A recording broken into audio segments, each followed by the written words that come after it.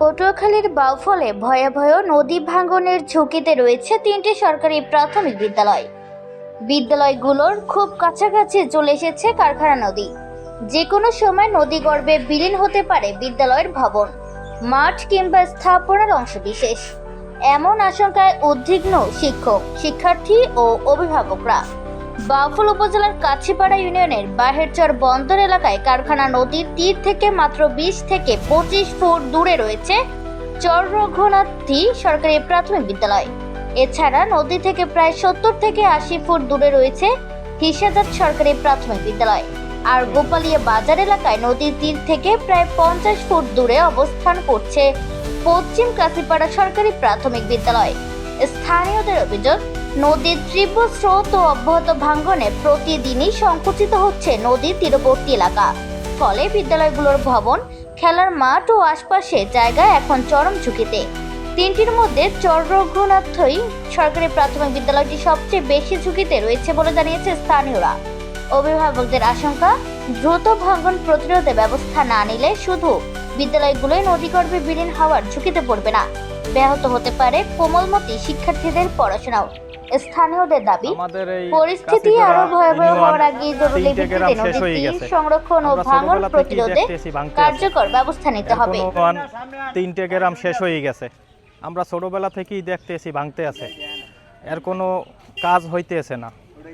এর আগে পানি উন্নয়ন বোর্ডের মন্ত্রী আসছিল, সে আইসাও কিছু কাজ হয়েছে, কিন্তু এখন বর্তমান এই যে 3টে শিক্ষা প্রতিষ্ঠান আছে, এই যে গোপালিয়া একটা, হিসাজাত একটা, আর হলো চর রঘুনদী একটা, এই 3টা শিক্ষা প্রতিষ্ঠান সব ঝুঁকিপূর্ণর ভিতরে আছে।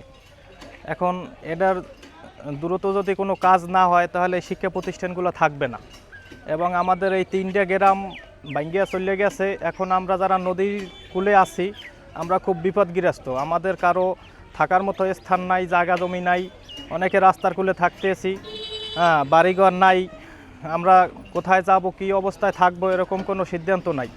এখন আমরা চাচ্ছি যে এই যদি এখানে কোনো এই নদীর কোনো কাজ হয় তাহলে আমরা ভালো থাকতে পারবো, এবং এই নদীগ্রস্ত এলাকার যারা লোক আছি আমরা সবাই ভালো থাকতে পারবো, নাইলে আমাদের অবস্থা খুবই খারাপ। যে খারাপ ওদিকে একটা আছে চর রঘুনদী,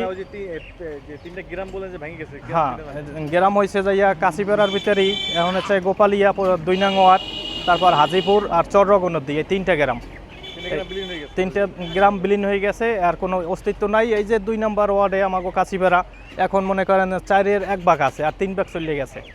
হাজিপুর নাই, চর রঘুনদী নাই, এই 3টে গ্রাম শেষ হয়ে গেছে। আর হিসাজাতের পাশে আমাদের এই যে এখানে এই 1 মিনিট লাগে, নদী কাছে, স্কুলের কাছে চলে আসছে। আর হইল যাইয়া চর রঘুনদী যে স্কুল আছে, ওই স্কুলের একালে পাশে যাইয়া নদী ঠেকে গেছে। আমি শারমিনারা, সহকারী শিক্ষক, 11 নং পশ্চিম কাছিপাড়া সরকারি প্রাথমিক বিদ্যালয়। আসলে আমাদের বিদ্যালয়টা এখন নদী ভাঙনের কবলে। গত 1 মাস যাবৎ ভাঙতেছে, তো ধীরে ধীরে মানে এমন পর্যায়ে আমরা আসছি, এখন আমাদের বিদ্যালয়টা নিয়ে আমরা ঝুঁকির মধ্যে আছি এমনভাবে যে কোনো সময় নদীগর্ভে আমাদের বিদ্যালয়টি বিলীন হয়ে যেতে পারে। পানি উন্নয়ন কর্তৃপক্ষের নিকট আমার একটা আবেদন যে আমাদের বিদ্যালয়টা রক্ষার জন্য এবং আমাদের কোমলমতি শিক্ষার্থীদের লেখাপড়ার ধারাবাহিকতা রক্ষার জন্য আবেদন করছি যেন আমাদের বিদ্যালয়টা রক্ষার জন্য তারা প্রয়োজনীয় ব্যবস্থা গ্রহণ করেন। আমাদের বিদ্যালয়টা আসলে তো খুবই ঝুঁকিপূর্ণের ভিতর আছে। গত বছর কিছু বালির ব্যাগ ফেলাবার ফলে 1 বছরের ভিতর ভাঙন কম ছিল। হঠাৎ করে এই মাসখানেক আগে 50 ফিটের মতো জায়গা ভেঙে যায়, যার জন্য আমাদের বিদ্যালয়টা খুবই ঝুঁকিপূর্ণের ভিতর আছে। ঊর্ধ্বতন কর্তৃপক্ষ যদি আমাদের এই দ্রুত পদক্ষেপ না নেয় তাহলে এখানে একটা বাজার, মসজিদ প্লাস এই অত্র সরকারি প্রাথমিক বিদ্যালয় আছে, সেটা ছাত্রছাত্রীরা পড়াশোনা তো বন্ধ হয়ে যাবে।